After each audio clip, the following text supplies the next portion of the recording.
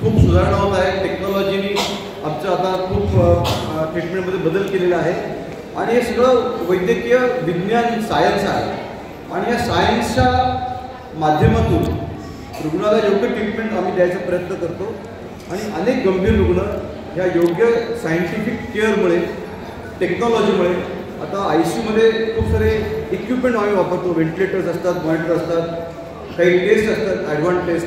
ह्या सगळ्या करताना आम्हाला खूप मदत होते या सगळ्या टेक्नॉलॉजीची आणि सगळ्या टेस्टची आणि मग आम्ही पेशंटला वाचवू शकतो. दुसरं मला सांगायला महत्त्वाचं असं वाटतं की डॉक्टरांवर विश्वास ठेवला पाहिजे. आजकाल आपण एकमेकांवर खूपच संशयाने बघतो, एकमेकांच्या व्यवसायाकडे, एकमेकांच्या कॅपॅसिटीकडे. तर मला असं वाटतं की तुमच्यासमोर चांगले उदाहरण आहेत की जे ICUमध्ये अतिशय गंभीर होते आणि ते बरे झाले. त्याच्यातलं महत्त्वाचं कारण की डॉक्टरांवर आपण जर विश्वास ठेवला आणि त्यांना सहकार्य केलं तर निश्चितपणे एक चांगलं वातावरण होतं तयार आणि डॉक्टरही त्याप्रमाणे प्रयत्न करतो. प्रत्येक डॉक्टरला तुला आनंदाचा पेशंट वाचवतच असतो. त्याच्यामुळे मला असं वाटतं की डॉक्टरांवर विश्वास ठेवून आपण त्यांचं सहकार्य. त्याच्यामुळे नेहमी आपल्या खर्चामध्ये आपल्याला आपल्या कुटुंबाला जेव्हा आरोग्याचा प्रॉब्लेम येतो तेव्हा सगळी ट्रीटमेंट ही कधी योजनेमध्ये होत नाही, सगळे ऑपरेशन योजनेमध्ये होत नाही.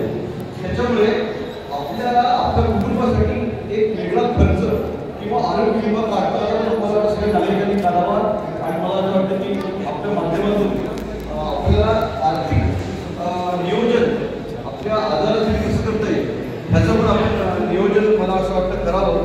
कारण आजकाल रुग्ण हार्ट अटॅकचे रुग्ण वाढलेले आहेत, डायबिटीस रुग्ण वाढलेले आहेत, इन्फेक्शन्स होत आहेत, निमोनिया होत आहे, रोडवरचे ॲक्सिडेंट होत आहेत आणि तुम्हाला जर अतिशय कॅन्सरचे रुग्ण वाढलेले आहेत त्यामुळे तुम्हाला अतिशय ॲडव्हान्स ट्रीटमेंट जर घ्यायची असेल तर आपल्याला थोडा खर्च येईल आणि त्या खर्चासाठी आपण तयारी नसेल तर आपल्याला दोन्ही ट्रीटमेंट मिळताना आणि त्याचा फायदा घेता येईल. त्याच्यामुळे मला असं वाटतं की विज्ञान, टेक्नॉलॉजी आणि त्याचा योग्य वेळात वापर केला आणि त्यासाठी आपल्याकडे आता दुसरं असेल काही वेळा योजनेमध्ये होतात, काही वेळा योजना होत नाही, ते आपण जर माहिती करून घेतलं तर मला असं वाटतं की एक चांगलं आरोग्य आपल्या सगळ्यांना मिळेल. दुसरी गोष्ट म्हणजे आपल्याला आता लक्षात घ्यायला लागेल की भारतामध्ये डायबिटीस खूप पेशंट वाढत आहेत. त्याचं मुख्य कारण म्हणजे आपलं जीवनशैली बदललेली आहे. आपल्या खाण्यामध्ये खूप सारं आपण तेल आणि गोड खात आहोत, ते कमी केलं पाहिजे. आपण चाललं फिरलं पाहिजे, व्यायाम केला पाहिजे. आपल्या मुलांनाही TV आणि मोबाईलपासून दूर ठेवून आपण त्यांना चांगलं आरोग्यशैली कशी जर आपण करू शकलो थोड्या प्रमाणात आणि खाण्याचा जर बदल केला तर मला वाटतं आजाराला प्रिव्हेंट करता येईल, त्या आजाराला प्रतिबंध करता येईल. एवढं मला असं वाटतं की आता आम्ही रुग्ण भरण्यासाठी आपण आता थांबतो आहोत. तर परत एकदा माझा इथे बोलून आणि आमच्या सगळ्या टीमचा तुम्ही जो काही सत्कार केला त्याच्याबद्दल मी खरोखर अतिशय मी भावनिक झालेलो आहे. ॲक्च्युली त्याच्यामुळे मला काही खूप बोलता येणार नाही, पण मला असं वाटतं की MGM हॉस्पिटलमध्ये सगळ्या प्रकारच्या रुग्णांची ट्रीटमेंट होते. लहान मुलं असो, कॅन्सर असो, हृदयविकार असो किंवा क्रिटिकल इलनेस असो, ICU रुग्ण असो, गायनेकॉलॉजिस्ट असो, ह्या सगळ्यांचे उपचार MGMमध्ये होतात आणि आमची सगळी टीम इथे आहे. तुम्हाला कधी आलं तर आमच्या टीमशी संपर्क करा. आम्ही तुम्हाला अतिशय चांगली ट्रीटमेंट कमीत कमी खर्चात किंवा ज्या पद्धतीने तुम्हाला करता येईल त्या योजनेमध्ये करायचा प्रयत्न करू. परत एकदा सगळ्यांचे आभार, सगळ्यांचे आभार, सगळ्यांचे आभार, सगळ्यांचे आभार.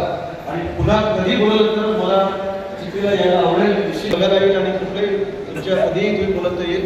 धन्यवाद. थँक्यू. माननीय अत्यंत सुरेख वस्तुनिष्ठ प्रत्युत्तर दिलं.